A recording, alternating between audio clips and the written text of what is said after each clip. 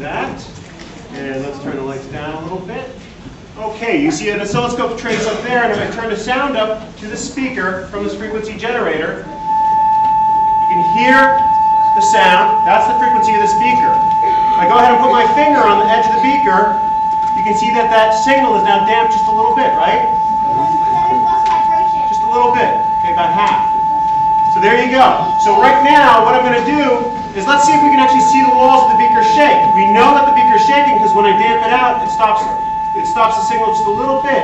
So let's see if we can see it shake. Let's see if this works today. All right, turn it down. Turn it up.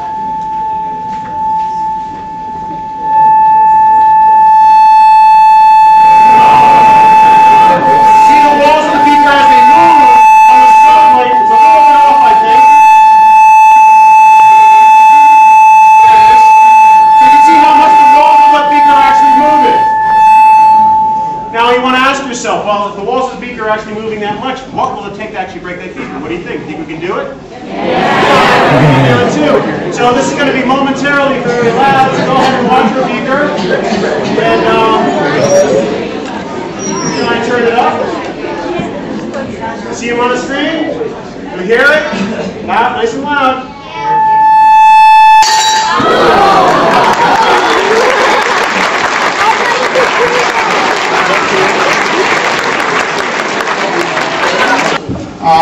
And we're just going to swing this guy around in a circle. And if you've ever been on one of these loop-to-loop roller coasters, you know that when you go through the bottom, you get pressed way down your seat. When you get at the top, hopefully just at the top point at most, you lose contact with your seat. If you lose it before then, you end up being a projectile and flying. Excuse me. I've been sick all week. So this guy, I'm going to swing around here like this, and we usually illustrate this as a point of an object moving in a circle, and the pull comes towards the center, and at every point in the circular motion, you're pulling this guy downward, okay?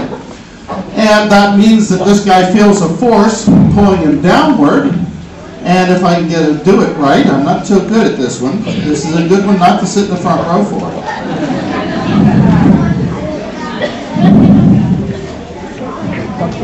Brace yourself. Oh, wow.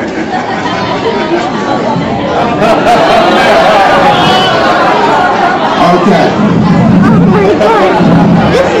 Well, I'm going to try to swing this guy in a circle, and I'm going to pull him down enough that he's always being accelerated down faster than the water would fall out of the glass, and it will stay there, and the water will stay in the glass, and it's champagne, and I get a drink at the end if I do it right.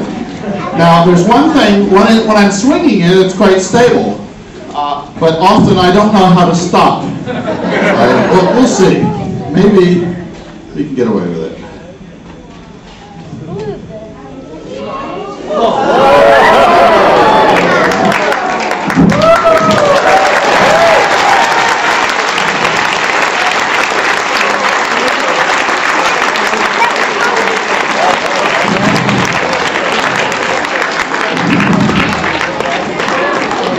Usually at this point in the program I need a drink anyway.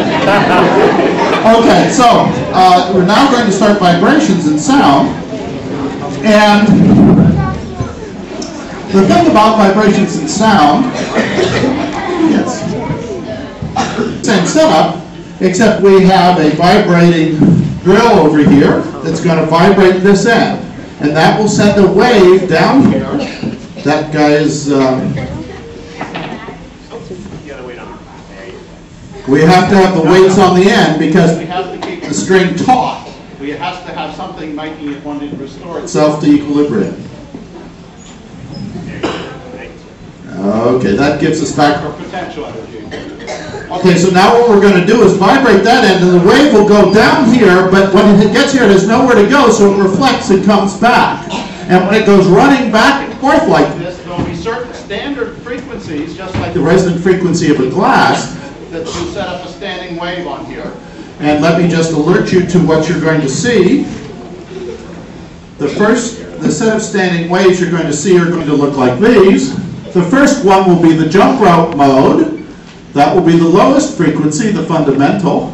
Twice that frequency will have 2, and the 3 times that frequency will have 3 maximums on the standing wave, and then we'll see if Dave will go for more. Okay, let's give it a try. Let's go for the jump rope mode. Okay, well there's a nice jump drop. It's a little bit off. Well, you can go a lower frequency too. There's the jump rope mode. Now we're going to go to a little higher frequency, double the frequency.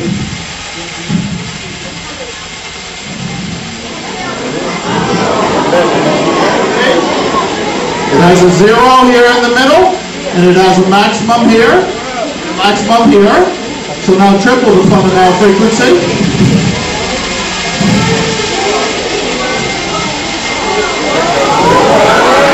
And there's one here, the 3 maximums, and we'll go for more.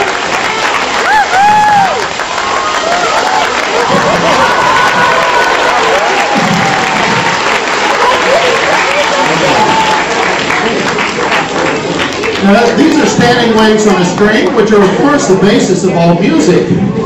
But in physics, standing waves on a string has a certain hallowed position, because it turns out the first real physical theory, at least some people say, that was ever done was Pythagoras' theory of standing waves on a string. In the ancient Greek times, he made a mathematical theory to describe a physical phenomena, and created mathematics with the physical phenomena, and that was what really physics is all about. The sort of cute part of it is that we now have people working on the top floor over here in the physics department who are working on standing waves on strings, and the standing waves, if they have a certain wavelength, will be an electron. If they have a different wavelength, they'll be a proton, and string theory could in fact turn out to be the fundamental theory of everything. That still remains to be seen. So standing waves are quite nice. Oh, yes. Oh, okay. Actually, I'm getting a little warm here. Why don't you do yours first?